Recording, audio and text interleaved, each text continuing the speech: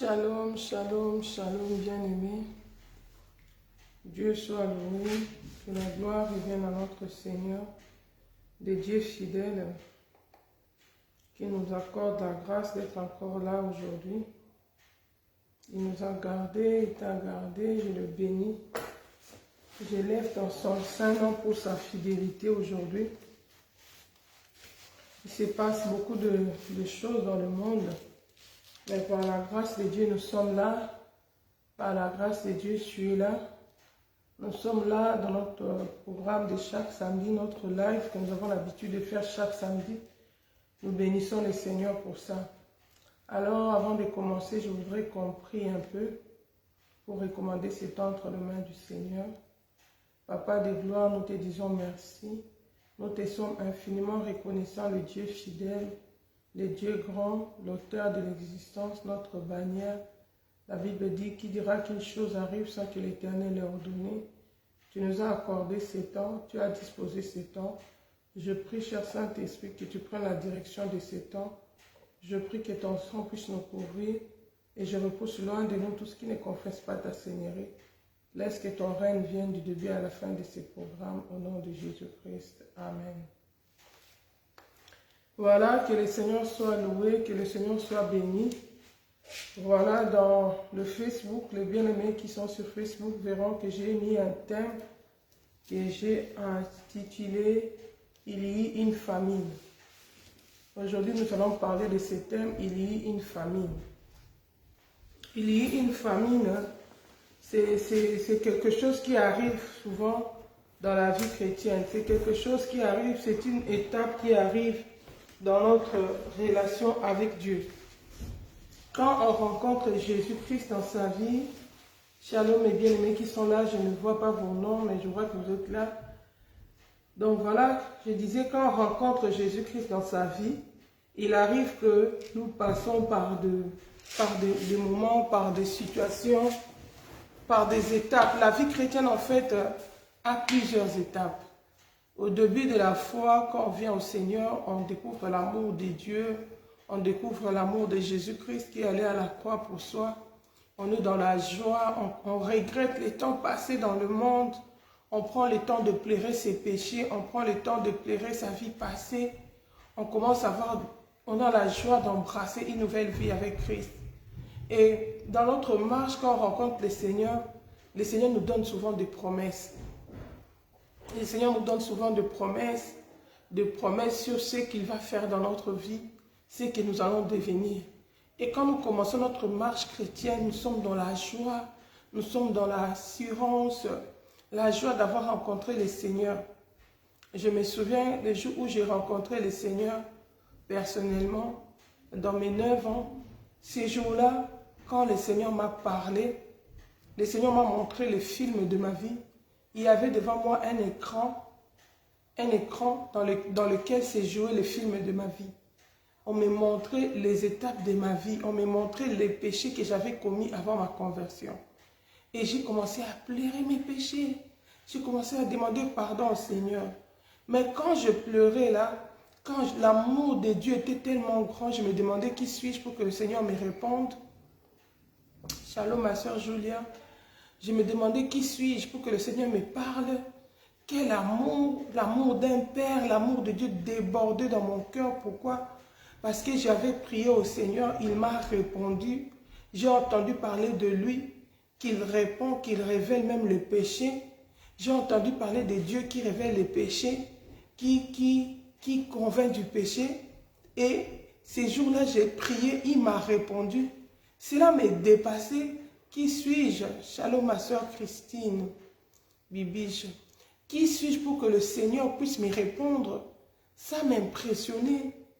L'amour de Dieu me dépassait et ça me poussait à pleurer mes péchés. Mais le Seigneur a commencé à me parler, il dit, suffit si tu marches dans l'obéissance de ma parole, je reviendrai t'enlever, je viendrai te prendre, tu vas hériter le royaume des cieux. Et j'ai retenu ça dans ma tête que le Seigneur m'a demandé d'obéir à sa parole. Je ne peux plus marcher dans le péché. Je dois obéir à sa parole parce que si je l'obéis, un jour j'irai au ciel. Un jour le Seigneur reviendra me prendre. Un jour le Seigneur viendra prendre l'église et je serai enlevé avec les saints. Donc, c'est resté gravé dans mon cœur. Ça, c'est parmi les premières prophéties, les premières paroles que le Seigneur m'avait données. Après, dans le parcours de ma vie, le Seigneur a commencé à me dire plusieurs choses dont je vous parle ici. Je vous épargne ici. Il m'a donné beaucoup de promesses. Dans la vie chrétienne, quand on commence sa vie avec le Seigneur, du moins si tu le rencontres personnellement, il va impacter ta vie. Il va te donner une ligne de conduite. Il va te donner des promesses. Et alors, quand on embrasse ces promesses-là, on est dans la joie, on marche avec le Seigneur. On ne se doute pas que dans la marche avec le Seigneur, il pourra avoir des moments de preuve. Dans la marche avec le Seigneur, des moments difficiles vont arriver. C'est comme un enfant qui marche, un petit enfant qui marche avec son père ou sa mère. Avec son père, il tient le bras de son père. Pour lui, il sait qu'avec son père, tout peut arriver. Son père est capable de résoudre tous les problèmes du monde. Son père est capable de les nourrir. Son père, donc aucun mal ne peut l'atteindre tant qu'il marche à la main avec son père. Alors la vie chrétienne, c'est un peu comme ça. Quand on commence la vie chrétienne, donc on marche dans cette assurance-là. Que Dieu est avec toi, que Dieu marche avec toi. Oh, le Seigneur m'a promis ceci, le Seigneur m'a promis cela. C'est comme Israël. Israël, Dieu avait donné une promesse. Il avait dit à Abraham que ta descendance va aller en Égypte.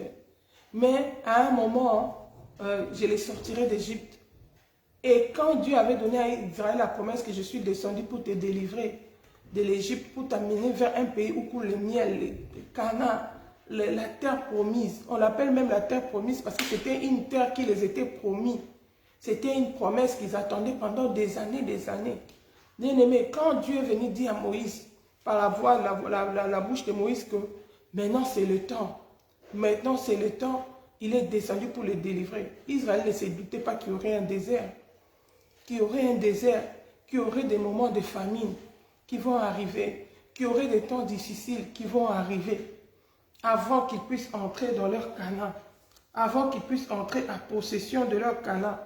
Bien aimé, c'est aussi comme ça dans la vie chrétienne. C'est aussi comme ça. Dans la vie chrétienne, il y a des moments de famine. C'est pourquoi nous avons intitulé ça « Il y a une famine ».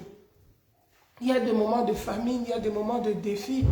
Si tu regardes la Bible, dans le livre de Deutéronome 8, la Bible dit quoi? La Bible dit qu'il dit à Israël, il dit, je t'avais amené, je t'ai fait souffrir la faim, l'humiliation. Il y a une famine. Il y a des moments où la faim vient. La faim peut être la faim matérielle, physique, comme ça tu manques de la nourriture. La faim peut être aussi des moments de persécution. La faim peut être aussi des moments de privation, des moments de rejet, des moments d'humiliation. C'est la faim, la famine. Ça peut arriver, ça peut arriver dans la vie chrétienne. Ça peut arriver dans la marche du chrétien. La famine peut arriver. Ça ne veut pas dire que si tu reçois Jésus, que si tu es un enfant de Dieu, tu ne peux pas passer par des moments difficiles. Tu ne peux pas passer par des moments de preuve.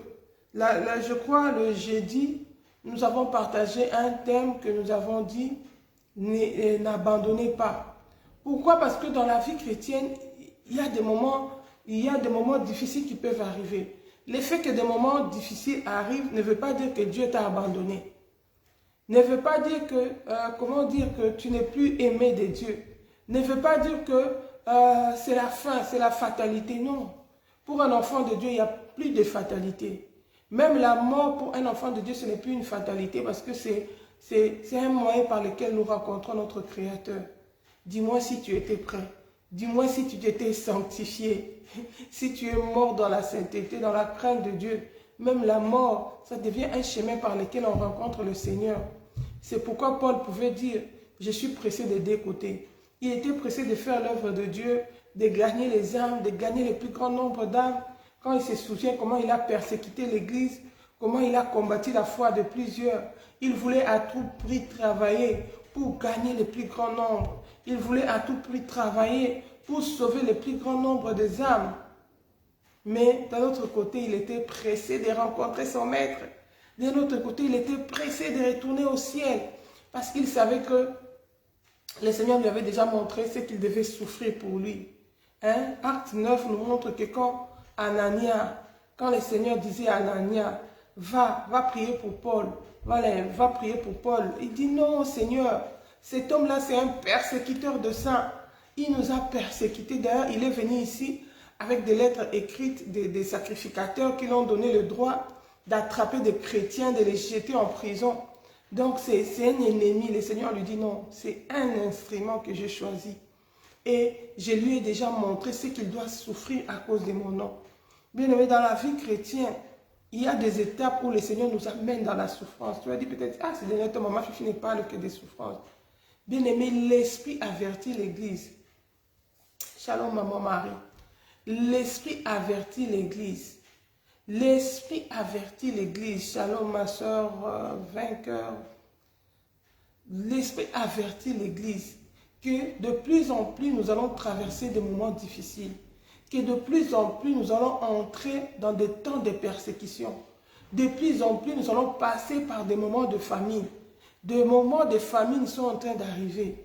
Des moments de souffrance où notre foi sera mise à l'épreuve sont en train d'arriver. C'est pourquoi le Seigneur avertit l'Église. C'est pourquoi le Seigneur prépare ses enfants pour savoir qu'au fur et à mesure qu'on va vers le retour de Christ, les choses vont être de plus en plus compliquées.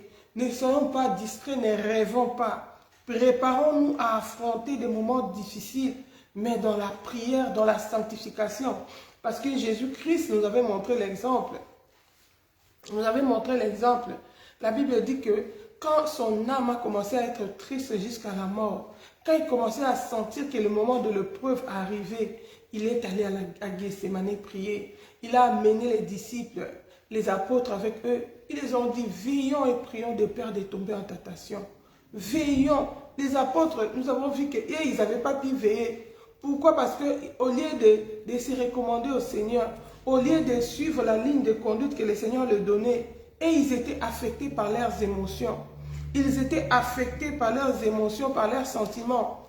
C'est ce qui fait qu'ils n'ont pas pu donner au Seigneur ce qu'ils n'ont pas pu résister. Alléluia. Oh, j'aime la parole de Dieu. J'aime la parole de Dieu. La Bible, c'est vraiment bien la parole de Dieu. Ils n'ont pas suivi le conseil de Jésus et ils n'ont pas pu tenir. Quand les temps sont devenus compliqués, ils n'ont pas pu tenir. C'est comme ça qu'ils sont allés dans le péché. C'est comme ça qu'ils ont commencé à réagir dans leur chair. Mais Jésus-Christ, qui s'est préparé dans la prière, il n'a pas regardé le fait qu'il était Dieu. Il n'a pas regardé le fait qu'il était Dieu. Mais il s'est confié dans la prière.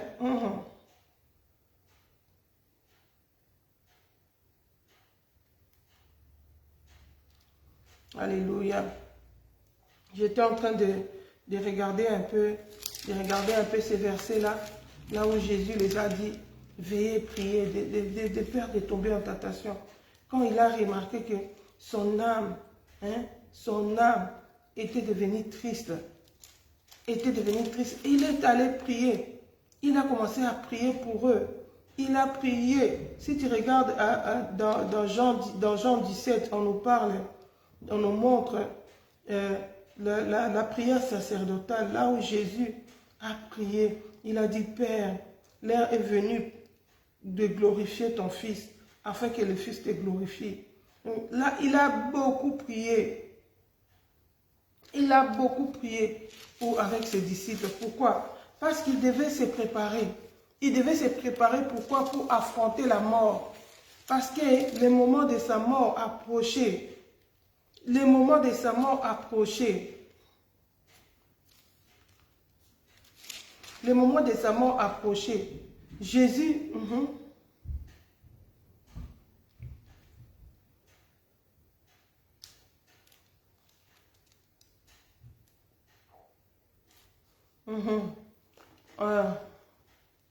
Je suis dans Luc chapitre 22. Luc chapitre 22, le verset 39.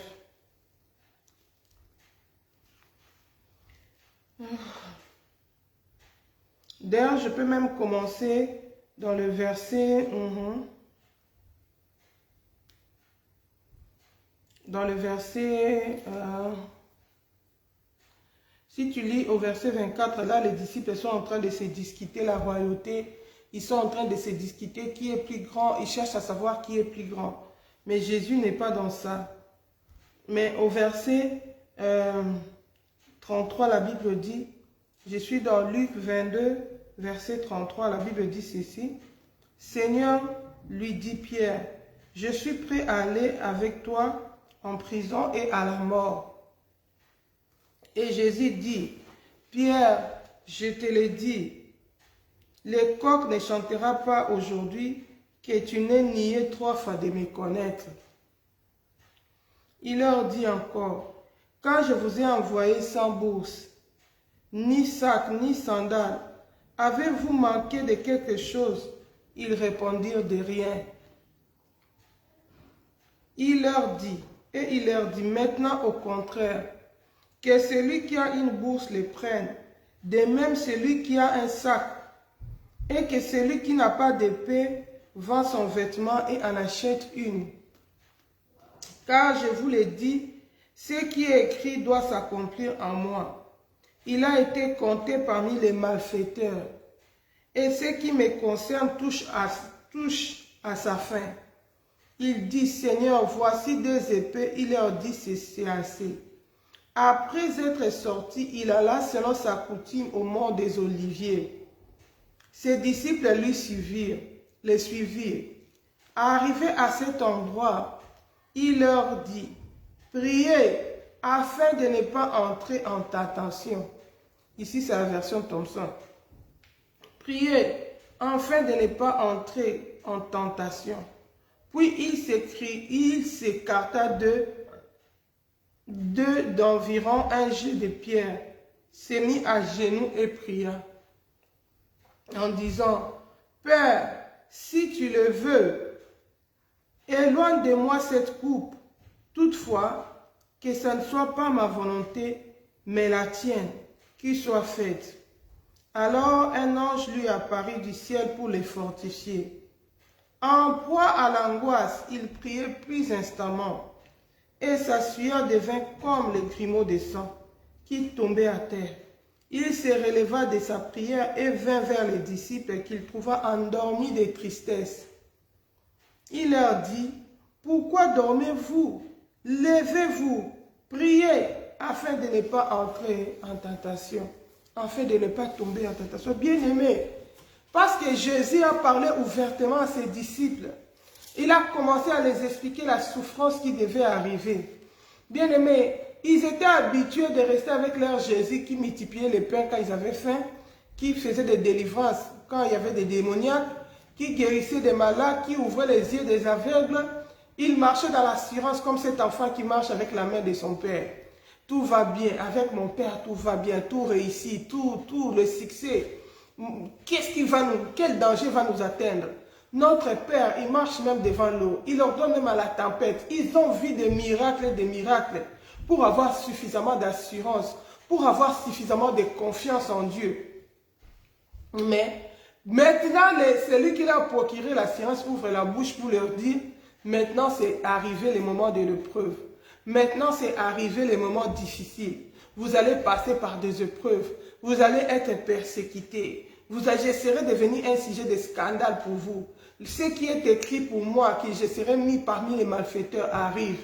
La Bible dit, quand il les a expliqués ouvertement, ils sont devenus tristes. Pourquoi? Parce que leurs émotions étaient affectées. Ils ont réagi en tant que des humains, au lieu de réagir en tant qu'enfants de Dieu. Pour les enfants de Dieu, il y a toujours une porte de secours. Pour nous, les enfants de Dieu, il y a un lieu de refuge. Pour nous, les enfants de Dieu, il y a une ville de refuge qui est là, son adresse, c'est Jésus-Christ de Nazareth. La Bible dit, Jésus connaissant la solution dans de tels moments, c'est quoi? C'est la prière. La Bible dit, il est encore allé prier plus intensement. Si tu regardes ces versets ici, la Bible dit, dans sa coutume, il avait l'habitude d'aller prier dans le mont des Oliviers. Mais ces jours-là, la prière a pris une autre dimension. Pourquoi? Parce qu'il était prêt à affronter la mort. Bien-aimé, je suis en train de te dire que nous sommes dans le moment où la prière doit prendre une autre dimension. Parce que nous sommes prêts, le monde est prêt, l'Église est prête d'affronter les tribulations. L'Église est prête d'affronter les persécutions. L'église est prête. C'est le moment où notre foi sera mise à l'épreuve, est en train d'approcher. Les temps commencent à devenir plus difficiles. Et la plupart des gens sont en train de tomber dans le péché. La plupart des enfants de Dieu sont en train d'abandonner la foi. Pourquoi? Parce qu'ils ne se préparent pas. Parce qu'ils oublient les prophéties faites. Ils oublient les promesses de Dieu. Ils ne se rendent pas compte de la tournure que prend l'humanité. Jésus a dit, ce qui est écrit à mon sujet touche à sa fin. Bien-aimé, ce qui est écrit au sujet de l'église touche à sa fin. Bientôt l'enlèvement prendra place. Mais il faut se préparer pour être enlevé. Tu ne seras pas enlevé par de belles discours. Tu ne seras pas enlevé par la convoitise. Quand tu veux amener le monde dans ta tête, et Dieu, tu veux servir Dieu, mais tu veux amener la convoitise de ce monde. La Bible dit, le monde passe avec sa convoitise. Celui qui va au ciel ne peut pas aller dans la convoitise. Il ne peut pas entrer dans la compromission. Il ne peut pas se préoccuper des choses de la terre. Il doit tourner ses regards vers son Créateur. Il doit se consacrer au Seigneur. Oh bien-aimé, où sont ces chrétiens qui sont consacrés au Seigneur? Où sont encore à l'heure où nous sommes les vrais enfants de Dieu, qui se sont consacrés réellement pour le Seigneur, qui vivent réellement dans la sanctification et dans l'obéissance totale de la parole? Où sont-ils? Qui ne sont pas distraits. Aujourd'hui, le monde est préoccupé à devenir encore de plus en plus beau, à séduire encore de plus en plus davantage. Surtout au moment où nous sommes dans l'été, comme ça, quand il fait l'été en Occident, c'est très grave. Des fois, je me demande, je dis, si Jésus-Christ revient en été, ça sera comment? Ça sera comment? Qui va hériter le ciel? Quand tu regardes seulement la manière dont les gens s'habillent, la manière dont les gens s'habillent, c'est scandaleux. Bien-aimé. Mais dans tout ça, Jésus est en train de revenir. Jésus ne va pas retarder sa venue parce que nous, on s'habille mal. Jésus ne va pas retarder sa venue parce que nous, on se bat pour amener le monde entier sur nos épaules. Non. Au moment où nous parlons, il y a des chrétiens avec des Bibles, mais qui ne sont pas conscients du temps, de l'urgence des temps, qui ne sont pas conscients de quel temps nous sommes, qui ne savent pas que c'est le temps de préparer les lampes, l'époux est en train de venir. C'est le temps de mener une vie de consécration. La Bible dit que les vierges, ils sont allés se préparer, bien aimés. Ils se sont écartés un peu de la vie ordinaire. Ils ont abandonné leurs occupations. Ils ont laissé leur maison. Ils sont allés dans l'endroit où ils devaient se préparer pour se rencontrer avec l'époux. Bien aimés, c'est le temps où il faut sortir de la distraction.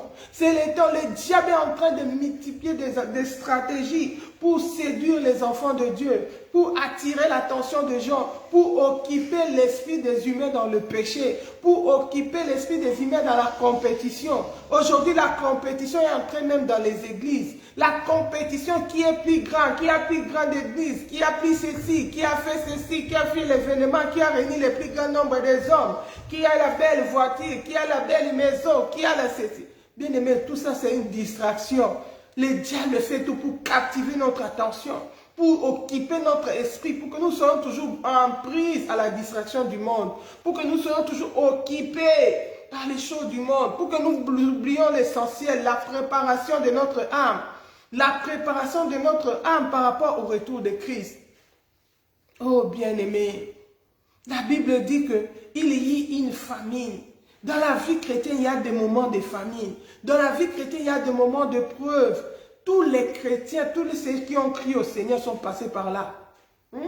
Si tu regardes la parole de Dieu dans Genèse 12, tu vas voir dans l'histoire d'Abraham, dans la marche d'Abraham avec le Seigneur, il y a eu un moment de famine. Dans Genèse 12, la Bible dit, Genèse 12, verset 10, la Bible dit, il y eut une famine dans le pays, et Abraham descendit en Égypte pour y séjourner, car la famine était grande dans le pays. La Bible dit, car la famine était grande dans le pays.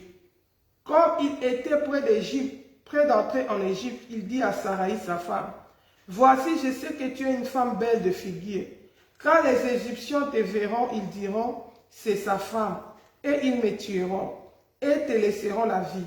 Dis, je te prie que tu es ma sœur, afin que je sois bien traité à cause de toi, et que mon âme vive grâce à toi. Bien-aimé, quand la famine vient, les occasions de péché s'augmentent.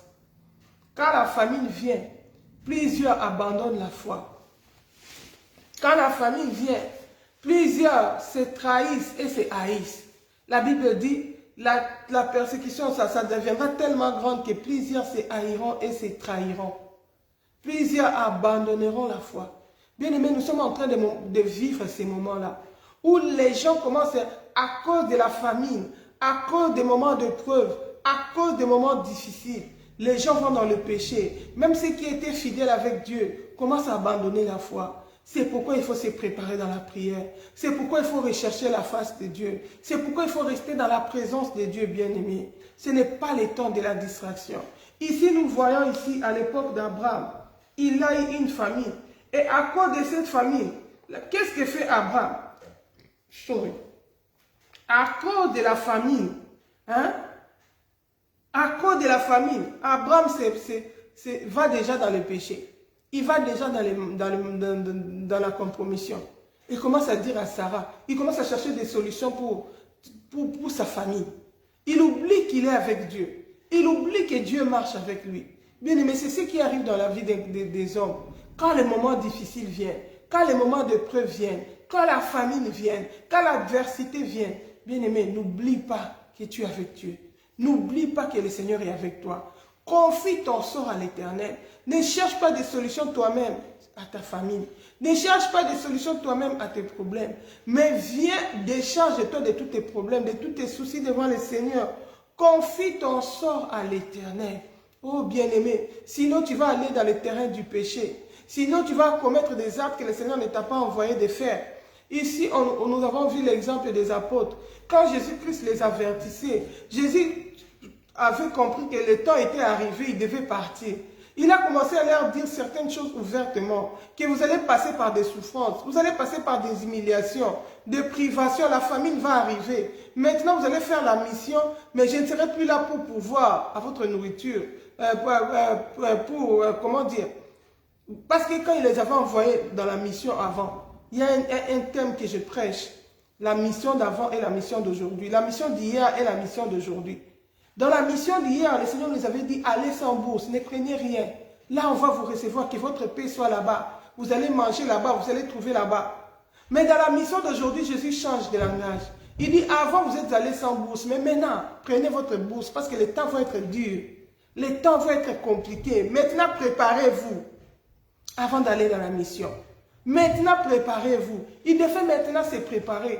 Et Jésus, après leur avoir demandé de se préparer, il leur demande de vaquer à la prière. Parce que c'est le spirituel qui nous donne la force d'affronter le physique. C'est le spirituel qui engendre le physique. Si tu as la victoire sur le plan spirituel, tu vas aussi avoir la victoire sur le plan physique. Parce qu'en réalité, dans l'homme, c'est l'esprit. Bien aimé, mais eux, ils ont écouté le Seigneur, mais ils ne se sont pas laissés avertir. Ils se sont emportés par les émotions. La Bible dit qu'ils étaient devenus tristes à cause des informations qu'ils avaient reçues.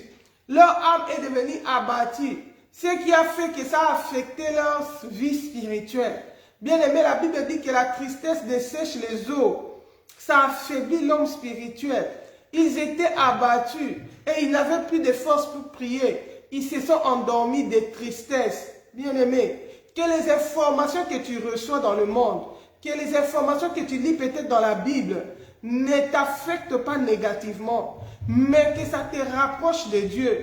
Beaucoup de gens, à cause des informations qu'ils ont eues de coronavirus, leur foi a bougé.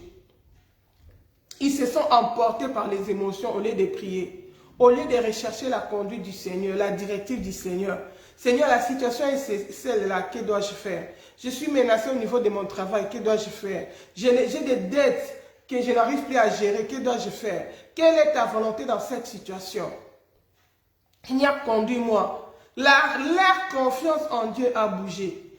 Les apôtres, quand ils ont entendu seulement que Jésus ne sera plus là, qu'on va l'arrêter, on va les tuer, et ils vont rester tout seuls, ils se sont emportés dans les émotions. Quand il y a les émotions, au lieu quand on est dirigé par la chair ne sert de rien. La Bible dit que le secours de l'homme est vanité. Bien aimé, autant nous sommes, beaucoup d'enfants de Dieu sont en proie aux émotions. Et ils posent des actes criminels, ils posent des actes de péché. Là, ici, la Bible nous montre Abraham, il était empris aux émotions. Pourquoi? Parce qu'il y avait la famine. Ils devaient descendre en Égypte. Ils devaient mettre leur vie en danger. Ils savaient comment la conduite criminelle des Égyptiens. Et il a commencé à dire à sa femme, tu es belle, on va me tuer pour te prendre. Pour qu'on ne te tue pas, dis seulement que tu es ma soeur, cache que tu es ma femme. Comme ça, comme ils savent que tu es ma soeur, ils vont bien me traiter. L'homme commence à chercher des compromis. Il commence à se compromettre. Pourquoi? Pour assurer ses arrières. Il dit, pour que je puisse vivre au travers de toi. Est-ce qu'Abraham vivait au travers de Sarah ou il vivait au travers de l'Éternel? N'est-ce pas l'Éternel qui lui avait dit de quitter sa patrie et d'aller à Canaan? Est-ce que ce n'est pas Dieu qui l'avait envoyé? Ce n'est pas Dieu qui était avec lui? Mais c'est suite à quoi? Aux épreuves. Bien aimé, les épreuves, des fois, si tu n'es pas prudent, tu peux aller dans la compromission. Alléluia.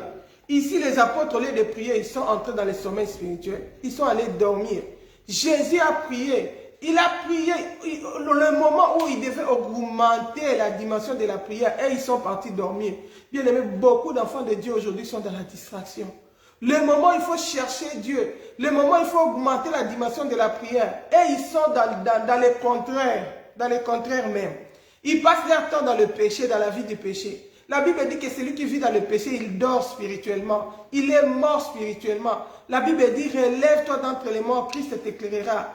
Toi qui dors dans le péché. Bien aimé, ces moments-ci, c'est le moment de chercher le Seigneur. Ce n'est pas le moment d'abandonner la foi. Ce n'est pas le moment d'abandonner la parole de Dieu. Ce n'est pas le moment d'aller dans le péché. D'autres personnes, ils étaient tellement hypocrites. Ils venaient à l'église à cause de la vie des autres chrétiens. Ils se réservaient un peu. Maintenant que même aller dans les églises, c'est compliqué. Ils se retrouvent seuls. Ils suivent les cultes des fois digitales. Ils commencent à se permettre de pécher parce que personne ne les voit. Il vit maintenant sa vie de péché. Même la manière de s'habiller devient scandaleuse. Même la manière de parler. Il n'a plus d'intimité avec le Seigneur. À la place de prier, de vaquer à la prière, lui, il est abandonné aux émotions. Lui, il est dans la vie de péché. Il est entré dans le sommeil spirituel. La Bible dit, quand Jésus-Christ a fait quelques pas, il est revenu vers les disciples. Il les a dit, pourquoi dormez-vous? Vous n'avez même pas prié.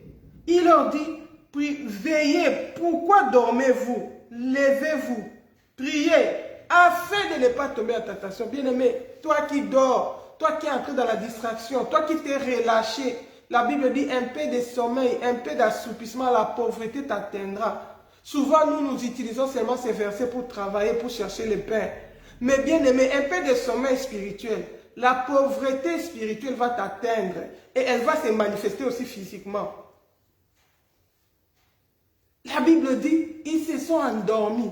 Jésus les a dit, mais pourquoi dormez-vous? Ce n'est pas le moment de dormir, c'est le moment de prier. Bien aimé, toi qui commençais à t'endormir, toi qui étais fatigué, tu commences à te relâcher dans la prière, tu n'as plus l'intimité, tu n'as plus les ailes, même pour lire la Bible, tu t'endors, tu penses tellement, tu es tellement soucieux, tu te poses tellement de questions. Bien aimé, la Bible dit, ne vous inquiétez de rien, mais faites connaître à Dieu vos besoins par des prières, par des supplications. Bien aimé, c'est le temps pour nous, c'est le temps pour nous de venir remettre nos problèmes à Dieu. C'est le temps pour nous d'aller dans des supplications. C'est le temps pour nous de recommander notre sort au Seigneur, de prendre du temps de la prière, de demander la force pour tenir, de demander la grâce pour tenir pendant ces moments de famine, pendant ces moments de preuve, pendant ces moments difficiles qui s'annoncent compliqués. Les informations nous donnent des informations, des messages qui veulent affecter notre âme. Mais en tant qu'enfants de Dieu, nous devons retourner vers le Maître. Seigneur, vois leurs menaces. La Bible dit qu'on a commencé à persécuter les apôtres, ils ont compris. Quand on a commencé à les persécuter, puisque le Saint-Esprit était déjà là, ils sont allés dans la prière. Ils ont dit, Seigneur, vois leurs menaces. Et tends ta main de gloire. Ils savaient qu'ils doivent obéir au Seigneur en dépit de tout. Qu'ils doivent rester fidèles à Jésus en dépit de tout. Et alors, quand les informations venaient, quand les menaces venaient, ils se confiaient ça au Seigneur. Ils s'adressaient au Seigneur. Ils n'allaient pas dans le péché. Alléluia. Ne t'endors pas spirituellement. Ne pose pas des actes de compromission. Ici, Abraham, il a fait un acte de compromission. Pourquoi? Parce qu'il voulait sauver sa vie. Or, la Bible dit, celui qui veut sauver sa vie la perdra. Dieu l'a humilié, Dieu l'a exposé. Il a permis qu'on puisse découvrir la vérité qu'il avait menti sur sa femme. Pourtant, un serviteur de Dieu. Pourtant, un enfant de Dieu. Combien des enfants de Dieu sont allés dans les mensonges? Combien les enfants, oh, je vais seulement demander pardon. Le Seigneur va comprendre. Non, sois fidèle à Jésus. Quelles que soient les circonstances, quels que soient les événements, quelles que soient les épreuves, Dieu est suffisamment capable pour te prendre en charge. Il a dit, je ne vous abandonnerai pas, je ne vous délaisserai pas. Bien aimé, ces versets sont aussi valables, même jusqu'aujourd'hui. Alléluia. Si nous regardons dans Genèse 23, dans Genèse 46, même au verset 45. Genèse 45, nous allons voir aussi ce qui est arrivé pendant la vie de Jacob. Ce qui est arrivé pendant la vie de Jacob, quand Shalom, maman Delphine, quand il est passé par des moments difficiles. Alléluia. Quand la famine est arrivée. La famine est arrivée dans la vie d'Abraham, il est parti mentir. La famine est arrivée dans la vie d'Isaac, il est parti mentir. Mais la famine est arrivée aussi dans le temps de Jacob. La Bible dit ceci. Dans le temps de Jacob, quand Israël s'est retrouvé à Canaan, il s'est retrouvé là où Dieu l'avait envoyé. Il s'est retrouvé là où Dieu l'avait dirigé. Mais la famine est quand même arrivée. Si tu te dis, je suis enfant de Dieu, je crains le Seigneur. Mais j'ai l'impression que tout ne va pas bien dans ma vie. J'ai l'impression que je passe par ces moments de trouble, de confusion. Où est le Dieu que je sers? Bien-aimé, aujourd'hui, le Seigneur te dit, la famine peut arriver dans ta vie, en dépit du fait que tu sers le Seigneur. La famine peut arriver dans ta vie, en dépit du fait que tu es enfant de Dieu, tu marches dans la sainteté. Mais le problème, c'est que quand ça arrive, tu n'es pas seul, tu es avec le Seigneur. Quand le Seigneur permet quelque chose, c'est lui aussi qui donne le moyen d'en sortir. La Bible dit quand il ferme une porte, il ouvre une autre. La fois dernière, nous avons vu l'exemple d'Élie. Le Seigneur a permis que la famine vienne aussi dans la vie d'Élie. Mais le Seigneur ne s'est pas arrêté là. Quand c'est arrivé, il a donné aussi la solution pour Élie. Il a dit, va dans le torrent de Kérit. Là, j'ai envoyé un corbeau pour te nourrir. Nous, notre problème, c'est que quand la famine vient, on oublie que Dieu est là. On oublie de demander au Seigneur, maintenant que tu as permis que la famine vienne, que dois-je faire? Maintenant que tu as permis que ça soit comme ça, quelle est l'issue pour moi? Comment je vais vivre avec ma famille? Oh bien-aimé, c'est ça la question que nous manquons. C'est le réflexe que nous manquons. Quand les combats viennent, quand les défis viennent, prends la peine de demander, de poser la question au Seigneur. Que dois-je faire? Comment dois-je procéder face à ces situations? Comment dois-je réagir pour trouver la solution à ces problèmes? Face à cette situation, que dois-je faire? Alléluia. Dieu a répondu à Élie, va dans le torrent de Kérit. Là-bas, il y a de l'eau, il y a les corbeaux qui amenaient les gâteaux. Et après un moment, la Bible dit que le torrent aussi a séché, puisqu'il n'y avait plus d'eau. Le Seigneur a dit encore à Élie, va chez la veuve, va à Sarepta. J'ai ordonné à une veuve de te nourrir. Bien-aimé, est-ce que toi, tu prends les peines de demander au Seigneur, que dois-je faire? Maintenant que c'est devenu comme ça, que dois-je faire? Là où tu m'avais envoyé, il y a la sécheresse maintenant. Tu m'avais envoyé en Europe. Peut-être que tu étais venu en Europe en mission comme nous on est venu. Peut-être que tu étais venu parce que tu avais fui la famine de l'Afrique. Maintenant que ça devient compliqué, que dois-je faire? As-tu déjà posé la question au Seigneur avant d'aller faire des compromissions, avant d'aller dans le mensonge, avant de poser des actes qui ne glorifient pas le Seigneur? Alléluia. La Bible dit, c'est arrivé aussi au temps de Jacob. Jacob il a passé tellement par des moments difficiles. Si tu lis l'histoire de Jacob, tu vas voir, même quand Joseph avait présenté son père, Jacob, à Pharaon, Jacob avait dit à Pharaon, quand il a dit son âge, Jacob dit, ah, tu es âgé. Il a dit, d'ailleurs, mais le nombre de mes années sont peu. Mes aïeux ont eu une vie plus paisible que la mienne. Pourquoi? Parce que dans la vie de Jacob, il y a eu beaucoup de combats. C'est peut-être la question que tu te poses. C'est peut-être le constat que tu fais avec ta vie. À cause peut-être de ton étoile qui brille, tu passes par beaucoup de combats. Par beaucoup d'opposition. Les combats dans la vie de Jacob a commencé depuis le ventre de sa mère. La Bible dit quand ils étaient enceintes, ils se battaient déjà dans le ventre de la maman. La maman n'avait pas d'épée, à tel point qu'elle est allée consulter le Seigneur pour lui demander qu'est-ce qui se passe avec moi. J'étais stérile, tu m'as béni. Mais regarde maintenant, je n'ai pas d'épée. Il y a l'agitation dans mon ventre. Regarde le réflexe de l'enfant de Dieu. C'est Dieu qui a donné la bénédiction. C'est Dieu qui t'a donné des promesses. C'est Dieu qui t'a envoyé là où tu es. C'est Dieu qui t'a donné ce travail-là. Mais maintenant, il y a l'opposition. Maintenant, il n'y a plus de paix. Retourne vers ton Créateur. Va lui poser la question. Comment dois-je procéder? Que dois-je faire? Tu n'es pas seul, tu es avec Dieu. Confie-toi au Seigneur. La Bible dit, quand Rebecca allait poser la question au Seigneur, le Seigneur a commencé à lui expliquer. Il lui a dit, dans ton ventre, il y a deux nations.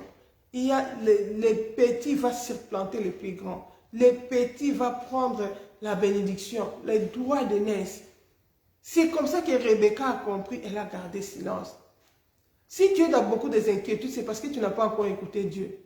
Parce que tu ne maîtrises pas la situation dans laquelle tu passes. Tu ne comprends pas, ça t'amène dans l'agitation. Au lieu de rechercher la face du Seigneur, au lieu de vaquer à la prière, au lieu de demander la force à Dieu. Quand Rebecca a compris, c'est pourquoi elle observait la vie de ses enfants. Elle aimait Jacob parce qu'elle savait que Jacob était choisi de Dieu. Elle veillait que la prophétie faite à son sujet puisse s'accomplir. C'est comme ça que le jour où le papa a voulu donner la bénédiction à Ésaü, puisqu'il était l'aîné, parce que le papa était conduit par les émotions. Pourquoi? La Bible dit que Isaac aimait beaucoup Ésaü parce que Ésaü était un chasseur de gibier. Il lui amenait la nourriture. Alors lui, il aimait la nourriture là. Alors il aimait beaucoup Ésaü, c'était son fils aîné. Mais Dieu avait choisi Jacob qui était le petit frère. C'était contraire aux pensées humaines parce que les pensées humaines, les hommes, c'est le fils aîné. On peut faire prévoir le fils aîné. Mais maintenant là, Dieu avait choisi le fils cadet. Mais Rebecca, comme elle avait écouté le Seigneur, elle a veillé parce qu'elle connaissait la volonté de Dieu. Bien-aimé, si tu écoutes le Seigneur, tu vas poser peut-être des actes qui sont contraires à ce que font tout le monde. Les gens ne vont pas peut-être te comprendre, mais parce que tu as écouté le Seigneur. C'est pourquoi à ce moment ici, beaucoup de gens s'agitent, beaucoup de gens font des compromissions, beaucoup de gens posent des actes, beaucoup de gens font n'importe quoi. Mais ceux qui ont écouté le Seigneur marchent dans la ligne de conduite avec le Seigneur. Oh, alléluia. J'aime un cantique qui dit « Tes savoirs présents me rassurent. Tes savoirs présents me rassurent. » Dieu, avec toi, quand je marche avec toi, tes savoirs présents me rassurent. Tu es là, tu me conduis vers le vert pâturage. Alléluia. Alors, dans la vie de Jacob ici, il était passé par des moments tellement difficiles. Les combats depuis le ventre de sa maman. Les combats, pour avoir les droits d'aînesse, il devait combattre pour ça. Et là, il a la bénédiction, les combats. Ésaü voulait les tuer. Il devait abandonner sa maman et son père, fuir, aller chez Laban. Il va là-bas chez Laban en dépit des promesses de Dieu, en dépit de tout ce que le Seigneur lui disait, en dépit de toutes les visions. Le Seigneur lui disait toujours, je suis avec toi. Le Seigneur rassurait toujours Jacob. À Bethel, le Seigneur l'a croisé. Il a vu le ciel ouvert. Il a dit, oh, Dieu était ici. Il est ici et moi, je ne savais pas. Malgré tout ça, malgré qu'il est allé chez Laban, là-bas aussi il y avait des combats. On a triché sur lui, sur sa femme. Il devait combattre même pour les mariages. Il devait combattre même pour... Il combat pour les mariages. Il combat même pour les salaires.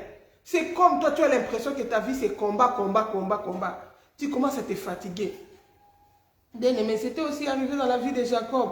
La lecture de la vie de Jacob, ce n'était pas facile. C'était une vie de combat. Mais il y a eu un moment où le Seigneur lui a dit, tu es vainqueur. Alléluia. Tu as combattu avec les hommes, tu as été vainqueur. Le Seigneur a changé son nom. Ce n'était plus Jacob, mais c'était devenu vainqueur, c'était devenu Israël. Bien-aimé. Et Jacob, en voyant tout ça, comment Dieu l'a restauré, comment Dieu a donné la paix avec Ésaü, comment il est retourné à Canaan, il s'est établi. Peut-être il disait, ah, gloire à Jésus.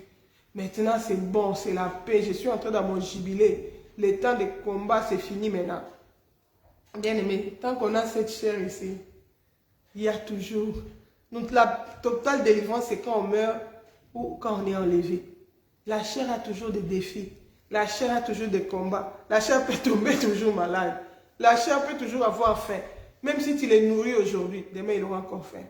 La chair, même si tu les vêtis aujourd'hui de plus beaux habits, demain il aura encore besoin des habits. C'était comme ça la vie de Jacob. Quand il pensait que c'était fini, les combats ont commencé maintenant dans sa famille.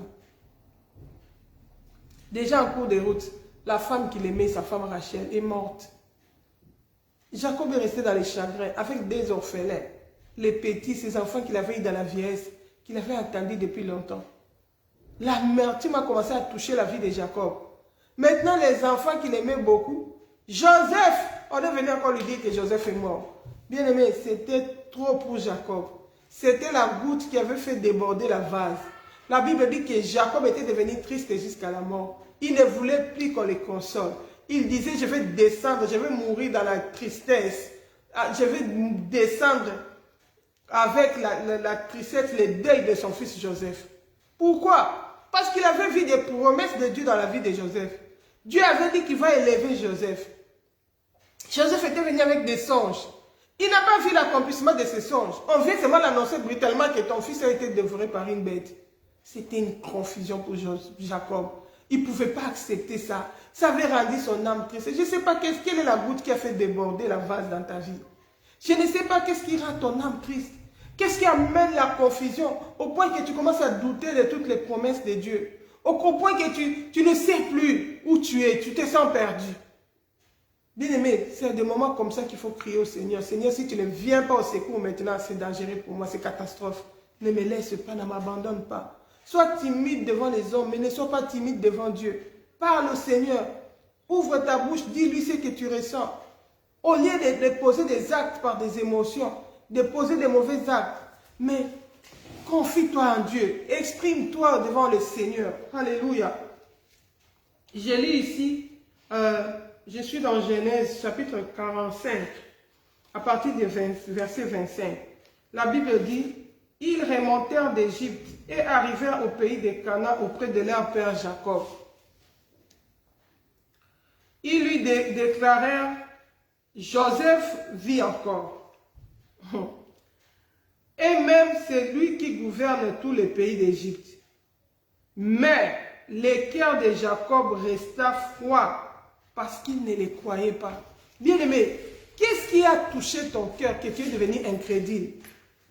Que tu ne crois plus aux promesses de Dieu, même si on te dit, ah, laissez tomber. Qu'est-ce qui t'a rendu si amer que tu as abandonné la foi? Aujourd'hui, nous vivons un moment où beaucoup de gens ont abandonné même les églises à cause de la déception. Dernièrement, le Seigneur m'a montré une révélation. Il m'expliquait l'état spirituel de chrétiens, des croyants qui venaient à l'église. Il me dit, regarde ces groupes-là, les groupes de déçus. Ils ont été déçus par les églises. Ils sont retournés dans le monde. Ils sont devenus des critiqueurs de pasteurs. Ils prennent leur temps à critiquer les églises. Mais eux-mêmes, ils sont devenus charnels. Eux-mêmes, ils ont perdu la vie de Dieu à cause de la déception. C'est pourquoi Jésus, quand il donnait des conseils aux apôtres, quand il les expliquait les signes des temps de la fin, ce qui va arriver dans l'église, les scandales qui vont arriver, il leur donnait un conseil. Prenez garde que personne ne vous séduise. Pourquoi? Parce que beaucoup de gens, en voyant ce qui se passe dans le monde, ils ont été séduits, ils ont été déçus, ils ont abandonné la foi, ils sont devenus charnels. Beaucoup des hommes ne vont plus à l'église parce qu'ils ont été déçus par les conduites criminelles des pasteurs, à l'égard des sœurs, à l'égard de femmes, et ils sont devenus charnels. Ces pasteurs-là vont dans la perdition, mais toi aussi qui es devenu charnel, toi aussi tu vas dans la perdition. Tu es en train de séduire ton propre âme. Tu vas aller en enfer à cause des pasteurs. Répands-toi avant qu'il ne soit trop tard. Reviens à ton Créateur. Si les hommes t'ont déçu, c'est les hommes, ce n'est pas Dieu qui t'a déçu. Ça ne va pas t'excuser pour que tu ailles au ciel, pour dire que non Seigneur, moi j'ai prié pour moi, c'est depuis que ces pasteurs-là fait ceci, c'est depuis que ces soi-disant hommes de Dieu ont fait ceci, c'est pourquoi je suis resté à la maison. La Bible dit, c'est nous ne sommes pas de ceux qui se retirent pour se perdre, mais de ceux qui croient pour sauver leur âme. Ces pasteurs-là, ils sont mal conduits. La Bible dit, sortez du milieu d'eux. Tu es sorti de son milieu. Mais la Bible ne dit pas que tu dois abandonner la foi. La Bible dit que ne dit pas que tu ne dois plus aller prier. Il fallait prier pour tout demander au Seigneur. Maintenant que c'est comme ça, que dois-je faire? Maintenant que c'est comme ça, que dois-je faire? Qu'attends-tu de moi? Quelle est ta volonté pour moi? Mais beaucoup, nous sommes devenus charnels. Nous avons été déçus par les églises. Tu restes dans le péché. Bien-aimé, l'église t'a déçu, mais toi aussi, si Jésus-Christ revient et te trouve dans cet état-là, tu vas perdre ton âme. Rachète, travaille pour le salut de ton âme. Dernièrement, nous avons prêché crainte et tremblement. Travaille avec crainte et tremblement pour le salut de ton âme. Le salut est individuel. Aucun pasteur ne va être jugé à la place de son brebis. Aucune personne ne rendra compte à la place de l'autre.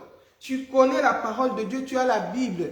Lis la parole, cherche Dieu. La Bible dit, ceux qui le cherchent même en tâtonnant, ils se laissent trouver. Si tu cherches le Seigneur d'un cœur sincère, il va se laisser trouver dans ta vie.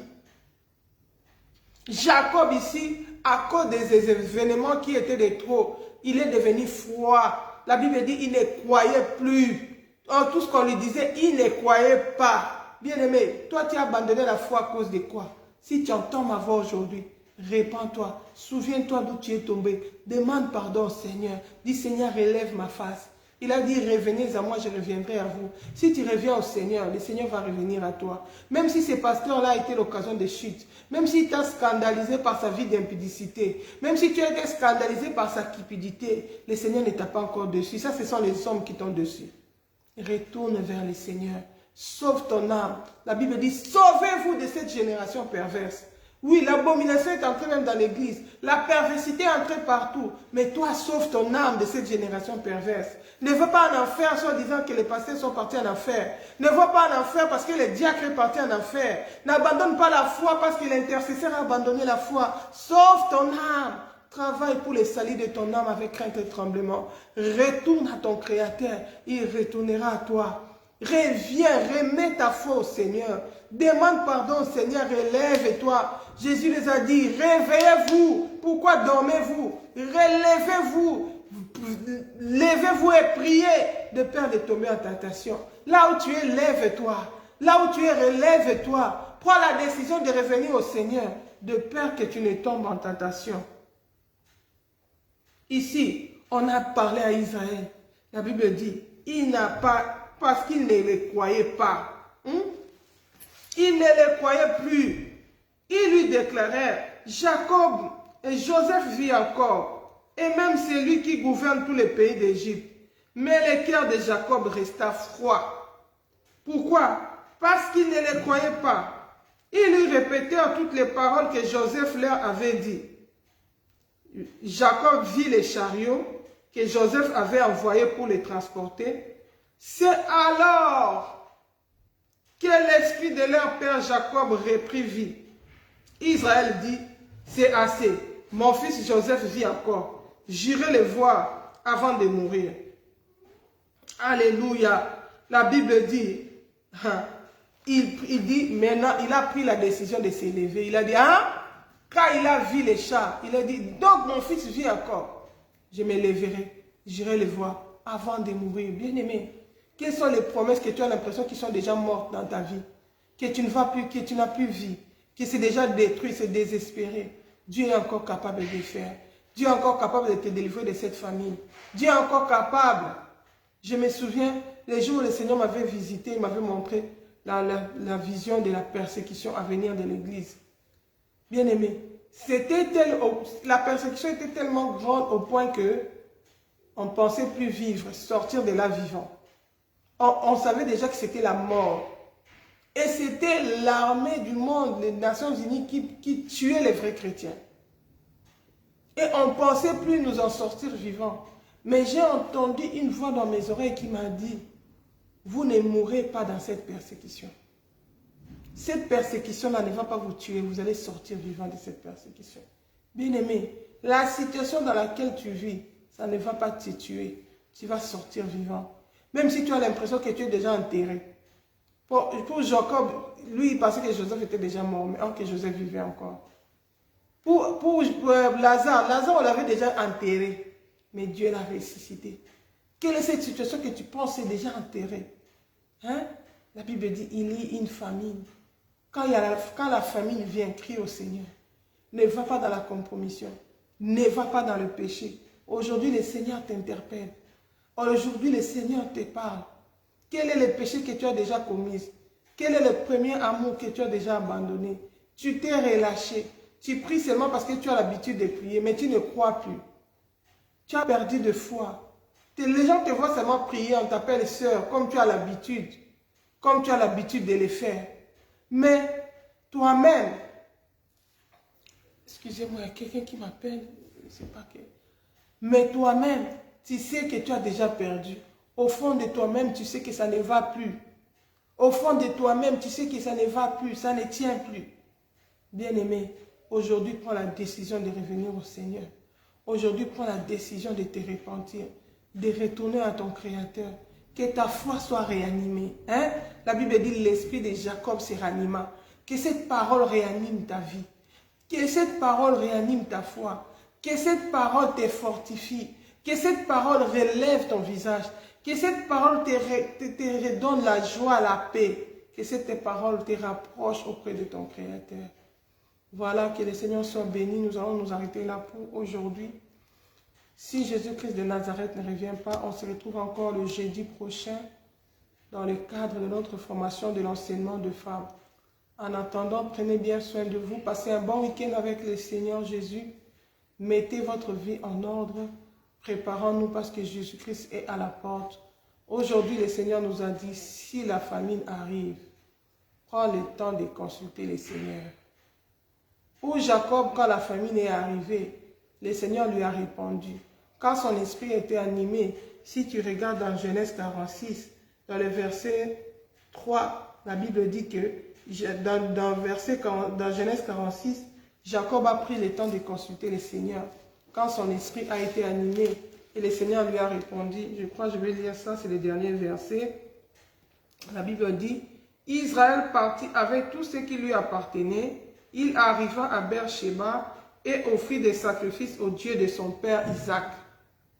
Et Dieu dit, je suis Dieu, le Dieu de ton père. Ne crains pas de descendre en Égypte, car c'est là que je te ferai devenir une grande nation. C'est moi qui descendrai avec toi en Égypte, et c'est moi qui t'en ferai remonter. Et Joseph te fermera les yeux de sa propre main. La promesse qu'il croyait qu'elle était détruite, les promesses qu'il croyait que c'était déjà fini, enterré, le Seigneur a rendu possible, c'est pour l'accomplissement de ses promesses. Israël s'est ranimé, il a pris la décision de s'élever, de partir en Égypte pour voir son fils. En cours de route, il a invoqué Dieu, il a fait une offrande au Seigneur. Le Seigneur lui a répondu, dit ne crains pas. Bien-aimé, si tu parles au Seigneur, il te répondra, il va te guider, il va te diriger. La Bible dit, invoque-moi, je te répondrai, je te ferai connaître les choses cachées, les choses que tu ne connais pas. Invoque le Seigneur, il va te répondre et tu vas continuer ta marche avec joie et tu vas vivre l'accomplissement des promesses de Dieu dans ta vie. La promesse que Dieu avait donnée à Jacob au travers de Joseph, la promesse s'est accomplie. Il a retrouvé son fils Joseph qui était devenu gouverneur en Égypte et c'est Joseph qui l'a fermé les yeux. Les paroles de Dieu sont oui et amen. Elles s'accomplissent avec fidélité. Shalom, shalom, soyez bénis. Bon week-end. À jeudi prochain. Bye bye.